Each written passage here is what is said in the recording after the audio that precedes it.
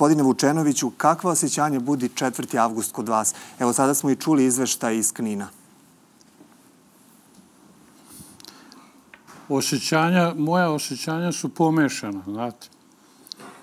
Tuga, žalost za onim što smo izgubili, a s druge strane pozitivno je to što znam gdje se sad nalazim, šta imam, šta sam stvorio za ovih 30 godina.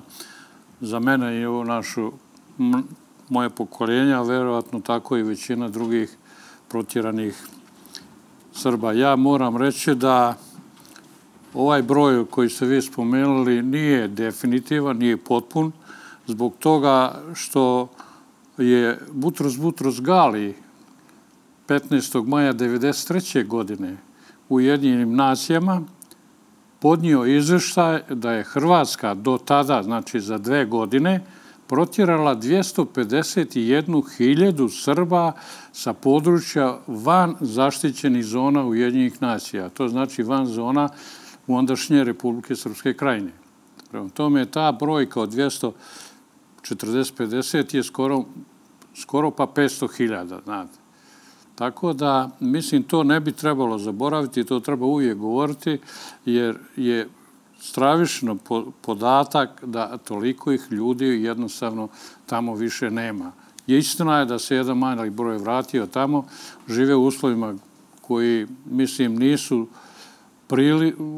nisu dostojni da čovjek može da živi opušteno, da živi u dogovoru u 21. veku, da sarađuje sa svojim komšijama u smislu bilo kom. Tako da ono što sam ja donio sa sobom jeste samo zavežlja i uspomena, naša duhovnost, a inače sve ostalo je ostalo tamo. Gospođo Vučić, šta je ostalo u sećanju onoga šta pamti 13-godišnja devojčica? Pa znate kako to, vi ste taman u tom nekom periodu kada imate dovoljno pamćenja da ostane i sve ono, pamti se samo ono lepo. Od svoje 9. godine praktično mi smo živeli u jednim uslovima koji su bili ratni. Sve vreme se pucalo, nije bilo mira i onda je konačnica svega toga je Oluja. I to je jedno zastrašujuće stanje očaja, tuge, bola, neizvesnosti. Vi treba da krenete negde, ne znate ni gde idete. Većina ljudi nije ni bila svesna da odlazi zauvek. Ljudi su mislili, pošto 5 godina traje to puškaranje, sklanjamo se, bombarduju nas, evo ovo je sad malo intenzivnije, mi ćemo se samo malo pomeriti negde, pa ćemo se ponovo vratiti svojoj kući. I onda vi krećete, ne znate ni šta biste vi poneli kad krenete iz svoje kuće. Sećate li se šta ste vi poneli? Pa znate kako, nama je uvek, 2-3 torbe su uvek bile spakovane onih najosnovnijih stvari. Jer, kažem vam, bilo je bombardovanje, pa smo se sklanjali malo i u podrum i sve, pa eto, čisto čovjek da ima dokumenta, ono što mu je bitno. A onda, kao sad morate da, ali sve vreme ste u svojoj kući, a sad morate da idete iz kuće i onda pokupite nešto, ja kao 13-godišnja devojčica sam uzela neki ranac koji sam, koji su mi kupili, pošto je trebalo da počne školska godina. Pa mi je to, bilo da mi taj ranac ne ostane, jer kad krenem u školu, treba će mi. Baba i deda koji imaju stoku, koji ne znaju šta da rade, da li da ih odvežu, da li da ih napoje, da li plaču za njima, jer žive sa njima sve te godine. Majka koja treba tu da vodi računa o meni, o roditeljima, otac koji je na ratištu, za koga ne znamo šta se dešava. Preko puta moje kuće je bila bolnica, koja je nekako uvek za vreme tih 5 godina bila legitiman cilj za bombardovanje. I onda vi u svom tom vašem haosu koji se dešava, vi vidite tamo stalno dolaze ranjeni ljudi, oni počinju na neki način da se evakuišu, da sklone te ljude. Tako da taj moment je zaista iz ovog ugla, kad čovek prosto pomisli kako smo uopšte racionalno bilo šta mogli da uradimo. Marija, ti tada nisi bila rođena. Inače, Marija, mi smo na ti, naša koleginica, novinarka Kurira i urednica.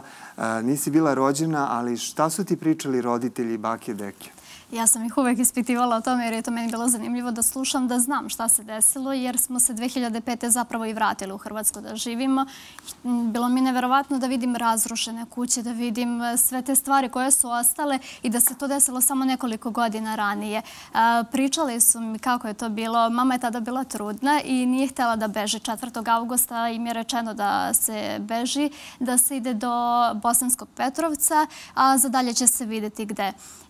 Otišli su strina i deca, oni su otišli autobusom, a mama je ostala sa babom i dedom dok su strici i tata bili na ratištu. I nije se znalo šta će biti. 5. augusta su ujutro oni otišli na traktoru i tu su bili i mamina sestra, odnosno moja tetka, i njena deca, i mamini roditelji. Više njih je bilo i poneli su, što kažete, osnovne stvari. Poneli su posteljinu, dokumenta i nešto hrane, jer nisu znali gde će završiti.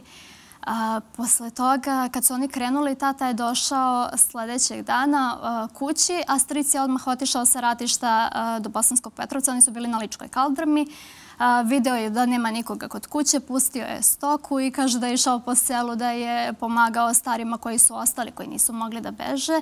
I onda je on krenuo polako sa vojskom ka Bosanskom Petrovcu i tamo su se i našli na jednoj livadi.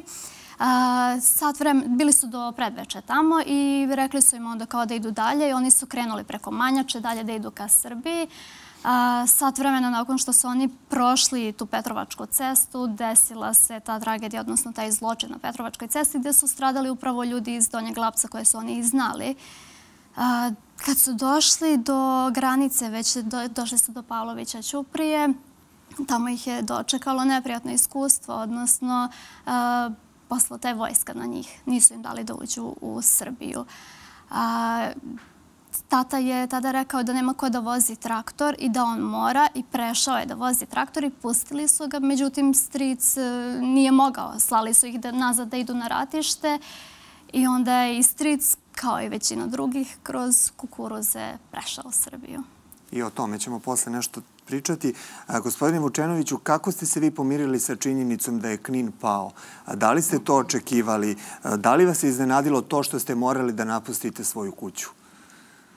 Pa znate šta, ja moram vratiti malo film nekoliko desetaka godina unazad, pa da kažem da sam shvatio kasnije, kad se sve ovo malo stišala prašina oko naše adaptacije u novoj sredini, da kažem da je ovo sam čin, taj nije to kraj našeg nestanka i naše torture od strane naših komšija, odnosno bolje reći vlasti Republike Hrvatske, jer mi vidimo i dan danas da oni nastavljaju sa utiranjem tragova da su Srbi živjeli tamo po 600-700 godina, što postoje crkveni objekti kao dokaz da su mi naši predsi tamo živjeli.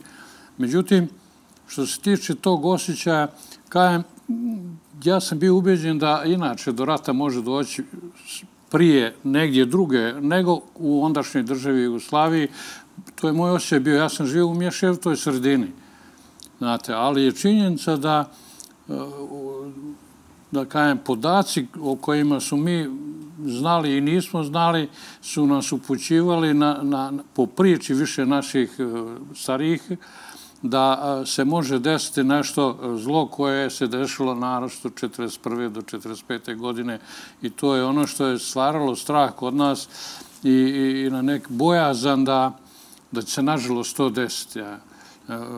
Kajem, čišćenje po navodnicima Srba iz tog područja je nastavljeno i kasnije. Ja moram reći da sam ja nedavno pročitao izvještaj Hrvatskog Helsinškog odbora koji su po imenu i prezimenu, datum i mjesto na području opštine Knin gdje sam ja živio, registrovali 520 imena koji su ubijeni poslije takozvane akcije Oluje. 512 imena. Znate, jedina 2 naselja koja nisu od 46 koje su tamo navedena, gdje nije niko ubijen, to su 2 naselja kojima su živjeli isključivo Hrvati. Znate.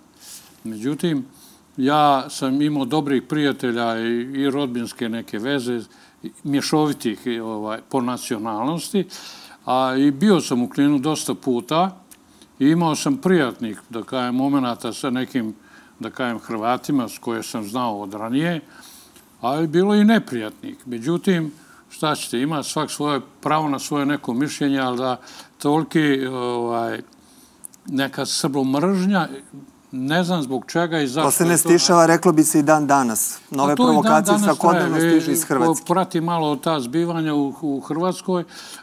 Svjestan je da oni sad u zadnje možda godinu, 2 dana počeli su da hapse nekoga koja je opjevao neku, u pjesmi spomenuo Republiku Srpsku Krajinu ili je digao 3 prsta ili nosi majicu u bojama srpske zastave i tako dalje. To se i dan danas nastavlja. Evo sad najnovije je eliminacija dokaza da Srbi tamo živjeli je uništavanje nadgrobnih spomenika. Samo zato što su napisane ćirilicom ili što se spominje neka riječ koja njima ne odgovara, jer to navodno utiče na javno mnijenje, a što oni rade prema nama, to više nije bitno. Mi smo kao konstitutivni narod Hrvatskoj dali državu 18. godine još. Oprošteno su im sve žrtve koje su oni načinili prema Srbiji. Kralj Petar im je oslobodio ih od 18 milijardi zlatnih franaka da plate odštetu kao učesnici rata i tako dalje. A to se zaboravlja. I dobili su državu zahvaljujući Srbima i 45. godine.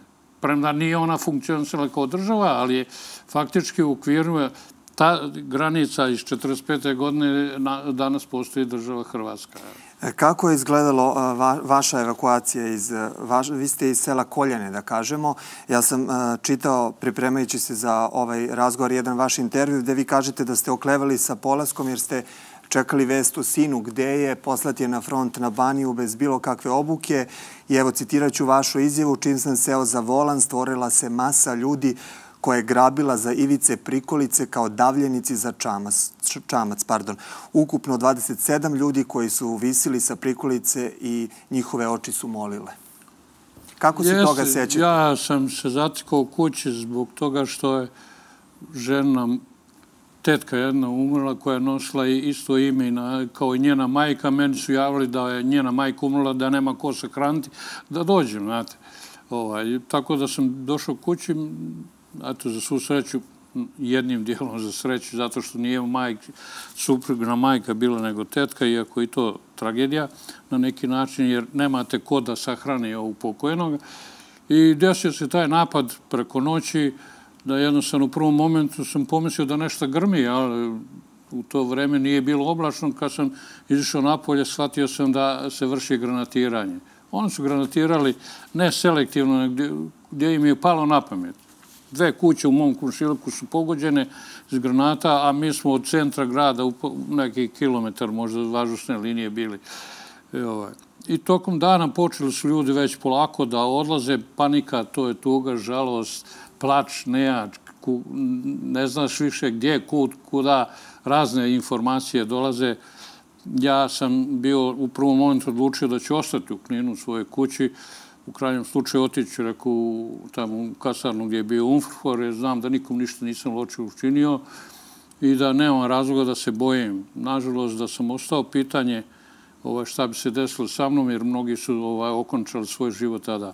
Uveče već kad se počeo suton, moje to okruženje gdje je bilo možda 70 kuća na tom nekom brežuljku, nemate koga da vidite, uzem nekoliko staraša. Ja sam na predlog jednog mog komšije uzeo njegov traktor da povezem koliko je moglo stati u traktor do jednog prvog sela, nekih 6-7 km, kao tu je privremeno bilo predviđeno, tako je bar informacija bila, naš neki boravak, za par dana vraćamo se nazad. Ja sam... Mislili ste da ćete se vrlo brzo vratiti?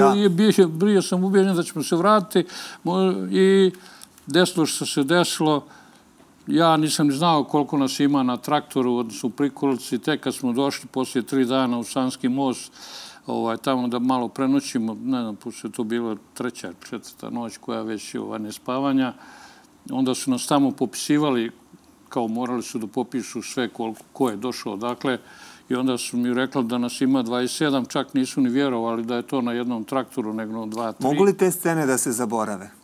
Pa ne možete zaboraviti. Možete zaboraviti neka sjećanja ili druženja iz nekog perioda do te 90. godine, 91. godine. Ja sam isto imao neprijatnosti, onih telefonskih, da kažem, i tako dalje, ali sam mislio da je to sve neka prolaznost. Jer mi smo bili, ja sam smatrao jedni, mi smo iste, što kažu, krvi, drugačije vere, ali ljudi smo, što kaže pokojni patrijarh Pavle, budimo ljudi. Mi smo nastojali uvijek da budemo ljudi, ali izgleda da naše komšije, ne samo u Kninu, nego i u Hrvatskoj, nisu tako razmišljali. Tako da, desilo što se desilo, ne znam, to je teško zaboraviti, teško je opisati, jer to što čovjek intimno osjeća u sebi, ja sam putovao na tom traktoru, vozio te nesretnike ko što sam i ja sam bio i vidite samo tužna lica, plač, izgubljenost, jednostavno idete negdje, ne znate gdje idete, dokle idete, vuče vas ta kolona ispred sebe, tako da sam poslije nekoliko dana došao do Srbije i tu promijenio par lokacija. I danas živite u Busijama, o tome ćemo nešto kasnije. Gospođo Vučić, kako je tekao beg iz Krajine? Kuda ste išli? Čega se sjećate? Da, kao što smo rekli, ja sam sa Korduna, to je severni deo Krajine. Znači, mi smo gore praktično u špicu jedno 70 km od Zagreba. I 4. augusta je počelo to masovno granatiranje, gde je praktično na svakih pola minuta je padala granata. I kao što sam malo pre rekla, preko puta moje kuće bila je bolnica. I tu su radila je doktorka jedna koja je došla sa porodicom i oni su njoj napravili jednu malu improvizovanu kuću pored bolnice. Imala je ćerku od 3 godine. I kada je počelo to 4. augusta, ona je žena, nije bila dežurna, bila je u toj kući. Ona je sa detetom došla kod nas da bi se sklonila u naš podrum od tog granatiranja. I 4. to traje pola dana, malo se stišava, ali još uvek mi nemamo nikakav moment da bilo kuda idemo ili da se 4. popodne opet počinje. Cela noć je vrlo intenzivna. 5. ujutru dolazi vojska sa onim njihovim kolima. To je recimo za mene možda najtraumatičnija scena od svega. Čega se sjećate? Pošto je tata na ratištu sve vreme, a obično kad vam dođe ta vojna kampanjola, oni dođu da vas obaveste da se nešto desilo. Međutim, oni su došli po doktorku, da ide da saopšti, od moje drugarice otac je poginuo, naš komšija, i oni su došli po nju da je povedu, da prosto bude tu ako porodici pozli ili ako se nešto desi. Znači, 5. i dalje traje to bombardovanje. Mi dalje... Vi ste 6. krenuli, ili tako? Mi smo 6. uveče, evo, sećam se, u 15 do 6 praktično smo mi tek krenuli. I taj ceo kordunaški korpus je ostao na ratištu. Ljudi su ostali. I dalje su se, puškaranja i dalje traju. Mi smo krenuli jedinim logičnim putem prema Baniji, Žirovcu i prema Bosni. I onda tu kreće naša agonija. U tom putu počinje napad 5. korpusa, muslimanskih snaga i hrvatskih snaga. Jer praktično veliki deo Krajine je već se povukao. I oni su počeli da se razmileli su se svuda. A mi sa Korduna treba da prođemo kroz taj uski deo da bi uopšte došli do Bosne.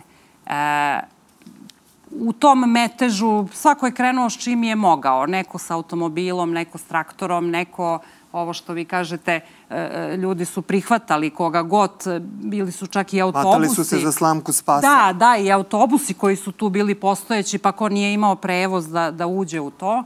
Međutim, na tom putu od Vojnića, pa sad već prema Glini, mi smo tu doživjeli jedan strašan napad hrvatske vojske. Znači, tu je kolona presečena, tu je dosta ljudi stradalo, kojima se ne zna trag. Oni su sklonjeni sa tog mesta i dan danas ti ljudi se vode kao nestali. Oko 700 nestalih ima, ako se ne veram, prema nekim podacima Veritas. Kada je ta kolona presečena, Ja sam se tu razdvojila sa mojom majkom, jer smo mi bile u dva različita prevozna sredstva, da kažem. Ja sam bila sa njenim roditeljima, a ona je bila sa očevim roditeljima, jer nismo svi mogli da stanemo u jedan. Međutim, kako je kolona, mi smo bili brži i mi smo prošli taj deo. Kako je kolona presečena, ona je ostala u tom. Tako da ja praktično čitav put nisam znala ništa sa 13 godina, nisam znala ništa od roditelja. Majka je ostala presečena u Glini. Međutim, posle su oni našli neki alternativni put, pa su nas stigli na Žirovcu. Ali veliki deo tih ljudi koji su presečeni u Glini se vratio u Topovsko. I oni su čekali razrešenje situacije. Oni su praktično bili taoci za vreme Oluje. Znači, pričamo o jednom velikom broju ljudi sa Korduna kome je presečen put i više nije imao odstupnicu. Mi koji smo uspeli, uslovno rečeno, da izbegnemo to presecanje, mi smo prošli Golgotu Žirovca. To vam je bilo i bombardovanje i avionima i znači, strah od petog korpusa, strah od hrvatskih snaga. Moj jedan drug je čak u tom jednom momentu su ih došla je hrvatska vojska, bili su ih stavili da ih streljaju. Pa je naša vojska nekako ili neko ko se već tu našao. Mislim, teško je pričati iz ove distance zato što vi prosto nemate u tom momentu relevantne podatke. Pucali su pa su se nekako izvukli iz te priče. I onda smo došli do vremenska odrednica koliko je to dana, jako je teško reći. Jer vi niti pijete vodu, niti jedete, niti sklanjate se s puta, da prođe ovo, sklanjate se, pa onda napravi se gužva, zato što svi žele da što pre stignu. Ljudi ostaju bez goriva, kvare se kola, prevrću se kola, imate neiskusne vozače. Dovoljne traume imate plus to što vas je sve sačekalo. Vi imate decu od 12-13 godina čiji su roditelji ostali na ratištu, znači majke, žene, domaćice koje nikad nisu sele u kola, niti bilo šta. Imate decu, dečačiće od 13-14 godina koja voze te traktore, pune ljudi iza i ne bili. I onda kad smo došli do tog Žirovca i tu je već isto bila opasnost, nadletala je ta avijacija i kao da će da bombarduju most koji vodi u Bosanski Novi. I onda je nastala, kako bih vam rekla, tad je nastala panika. Mi smo se tu svi zbili u tom momentu, neko je već prešao, neko još uvek prelazi. Mislim, to vam je reka ljudi koja konstantno teče, da tako kažem. I onda se čuje avijacija i onda je vojska koja je došla, ja sad ne znam, verovatno iz Bosanskog Novog sa kamionima. Mi smo sve tu ostavili, vozila, znači ko je šta imao, sve je tu ostavio jer prosto nije bilo vremena da ta kolona ljudi tako prelazi. Strpali su nas u kamione i prevezli nas u Bosnu. Mogli bismo da kažemo da ste vi sa 13 nepunih, zapravo 13 godina preživjeli pravu Oluju. Pravu Oluju, da. Ništa ne može u životu da vas iznenadi. Pa ne, mislim, kako bih vam rekla. To je moment kad vi u tom, pazite, ja imam 13 godina, jedinica sam inače. Ja se od moje majke nisam razdvajala nikada. Uvek nisam htjela da prespavam kod njenih roditelja. Kako ste se osjećali u tim trenucima kada niste znali ništa o mami? Svi su vezani za roditelje, znamo pogotovo za mame. Očajno, očajno. Pri tom, ona je meni dala u ruke kad smo mi tako spakovali. Ja svirala sam harmoniku, pa je ona tu moju harmoniku, recimo, to mi sad dolazi, toga se nisam ni setila, spakovala u kola i imala je jednu torbu, onako žensku torbu, gde su zaista bila najbitnija dokumenta, đačke knjižice, radne knjižice, nešto novca, koliko je moglo biti i nakit taj porodični. I ona je to meni dala u ruke da ja držim. I onda kad smo se mi razdvojili tu, odnosno kad su oni ostali, mi smo otišli, ja nemam pojma ni, ja sam možda veći deo puta mislila da su oni negde iza nas. Znači, nemate vi informaciju sad baš konkretno šta se dešava iza vas. Ja sam tu torbu grčevito držala, jer sam shvatila da, eto, to je kao nešto što ja moram da ne izdam to poverenje koje je meni ukazano. I Sećam se kad smo već došli u Beograd, ta torba je bila je plišana, imala je metalni deo i gore onaj jedan plišani, onako malo zadebljani deo. Ja kad sam pustila tu torbu, taj plišani deo se otopio. Znači, to je bio grč. Eto, najbolje rečeno, tih dana bio je jedan grč koji je u čitavom telu bio i nije popuštao. Marija, rekli smo da su tvoji roditelji 8 dana putovali do Zrenjanina, zatim su tamo kupili kuću sa dve sobe, u kojoj je živelo 12 ljudi. Oni su 8 dana putovali do Srbije, nakon čega su ih slali zapravo na Kosovo i Metohiju i nisu htjeli da ih puste u drugi deo Srbije. U Požarevcu je živjela dedina rođena sestra koja je i došla tada da garantuje za njih da imaju gde da budu. I pustili su ih tada u Požarevac i tu su bili u jednoj kući gde ih je bilo također 12, a kuća nije imala čak ni toalet. Tu su bili 10 mjeseci u Požarevcu, tu se rodio i brat i onda su počeli da, tačnije prvo su aplicirali za Englesku, pošto je tamo živeo pradeda i nisu htjeli da ih prihvate. Odbili su zato što su primali samo rođene. U suštini je to značilo da je mogao samo deda da ode i baba, ali pošto je trebalo da se uradi lekarski pregled, deda je još kao dete izgubio oko od gelera i odbijanje. I samim time su oni krenuli da traže kuću u Srbiji da kupe. Pradeda je poslao nešto novca i našli su tako kuću u Zrenjaninu i ja sam tamo i rođena 1997. godine. 1998. godine su oni otišli prvi put nazad, tačnije mama i... Šta su tamo tada zatekli? Kad su se vratili u Hrvatsku 1998. zatekli su spaljenu kuću, tačnije stričovu kuću koja je bila u istom dvorištu kao i naša. Naša kuća je bila cijela opljačkana, ali nije bila spaljena. Bila nam je spaljena štala, bila je spaljena garaža, zatekli su ruševine, sve je zaraslo. Mamina kuća, odnosno od babe i dede s mamine strane, kuća je bila apsolutno cijela zapaljena i na njoj je pisalo HV ne pali, što je značilo da je tu boravila hrvatska vojska. Međutim, ona je izgorela pošto je kuća pored bila granatirana. Nakon što su se vratili, mama mi je pričala da je pokojna baba tražila stalno da se ispod naše kuće septička jama očisti, zato što je sumnjala... Strahovala da je tu neko bio, je tako? Tako je. Nisu nikoga našli, ali tražila je više puta, sumnjala je. I vi ste se porodično 2005. vratili tamo? Tako je. Baba i deda su se vratili 1998. jedni, a sa tatine strane 1999. godine. Tata je prvi put 2000. tek otišao na 2-3 dana, pošto je bilo kao neki, da kažem, izlet da se ode tamo, da se obiđe i tad je pokušao da sredi papire i dokumenta. I 2005. godine su odlučili da se vrate kako bi mogli da povrate svoju imovinu, kako bi mogli da srede sve papire i jednostavno da se vrate tamo odakle su. I ti si tamo osnovnu školu i završila, tako? Tako je, tamo sam završila osnovnu. I mama i tata i danas žive tamo i ovim prilikom ih pozdravljamo. Pozdravljamo ih. Žive tamo, stric je ostao u Zrenjaninu sa svojima. Ja sam žalila uvek za Zrenjaninom jer tamo sam rođena i kad sam završila osnovnu školu u Hrvatskoj... Kakva su to iskustva? Kakva su tu iskustva bila? Nisam imala problema. Da kažem... Pre rata je bilo 90% stanovnika srpske nacionalnosti. Po poslednjim podacima od pre 4 godine je oko 70% Srba, tako da kažem da je većinski stanovništvo Srbi su.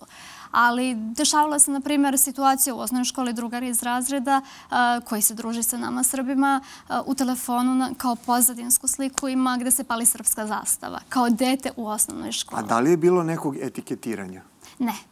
Ali etiketiranje sam doživjela u Srbiji, konkretno u Zrenjaninu. Šta su govorili? Evo, sticam okolnosti, moja supruga je također iz Knina i juče mi je pričala šta su njima govorili, kako su to male izbeglice, zove izbeglice, nikad ih nisu nazivali imenom, nego to su izbeglice. U ovoj kući žive izbeglice. I posle 30 godina smo izbeglice.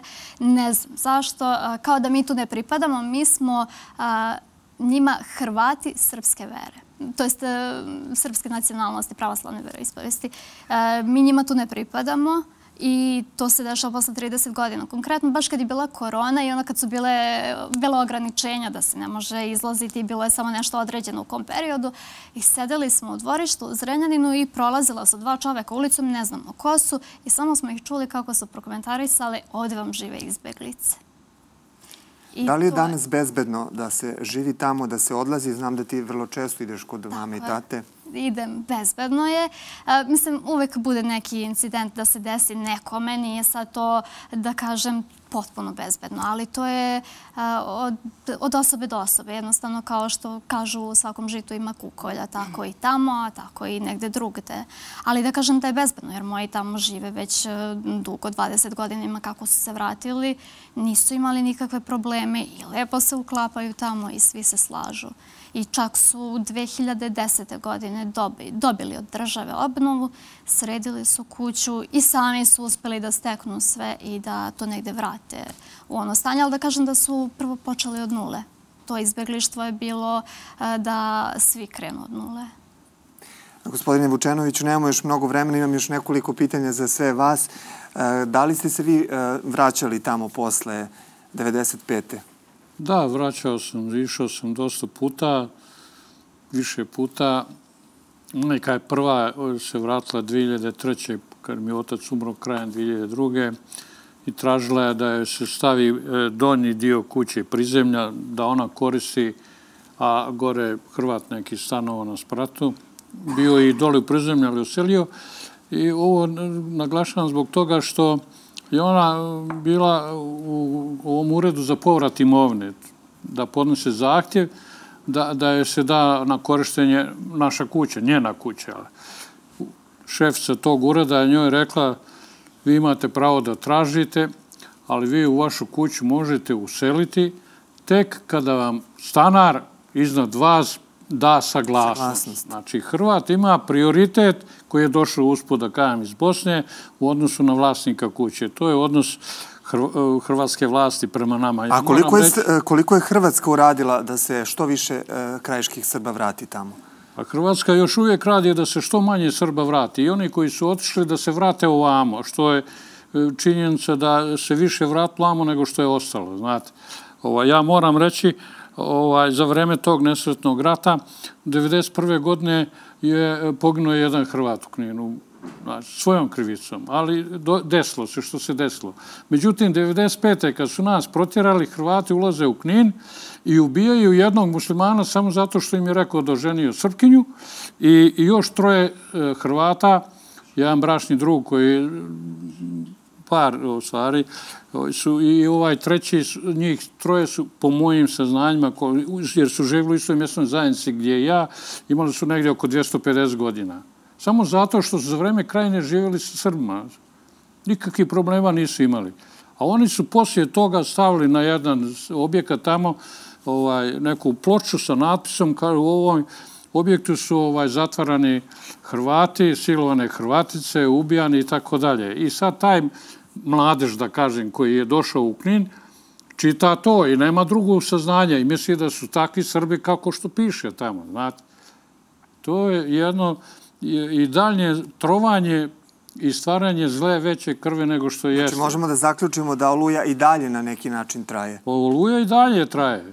Traje i ne znam, i trajaće sve dotle dok bude posljednji Srbin prisutan na području današnje Hrvatske. Gospođo Vučić, evo za sam kraj nemamo još mnogo vremena, moramo uskoro na reklame.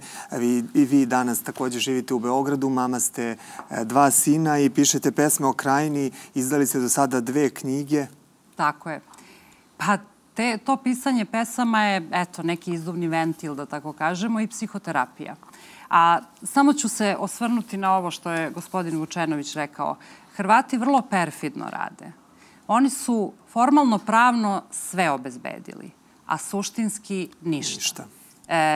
Ista situacija je bila na Kordunu. Znači, ljudi koji su želeli da se vrate u svoje kuće, bilo ih je mnogo. U Vojniću konkretno sve kuće su bile naseljene. Vi niste mogli, uopšte niste imali pravo čak negde ni da uđete u svoju kuću. Mogli ste da dođete da dobijete nužni smeštaj i ovo što ste rekli, ako vam on odobri, ako se njemu nađe rešenje ili ako on izrazi želju da izađe iz vaše kuće, možete da se vratite. Tako da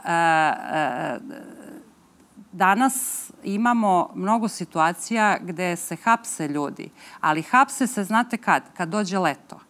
Kada moja generacija ima želju da ode u svoj rodni kraj, ima želju da poseti. I onda vi imate masovno okupljanje te krajiške populacije. I oni koriste te situacije. Obavezno neko bude ili na listi od vojske koja je bila, ili neko bude uhapšen od tih mlađih ljudi koji dolaze. Na taj način oni vam signaliziraju možete vi pojedinačno na nivou statističke greške da se vratite. I ti koji budu tu na nivou statističke greške neće imati nikakve probleme. Ali bilo kakvo kolektivno vraćanje, bilo kakvo većinski dolazak u Republiku Hrvatsku biće sankcionisan. Hvala vam mnogo na ovom gostovanju i na ovim iskrenim rečima.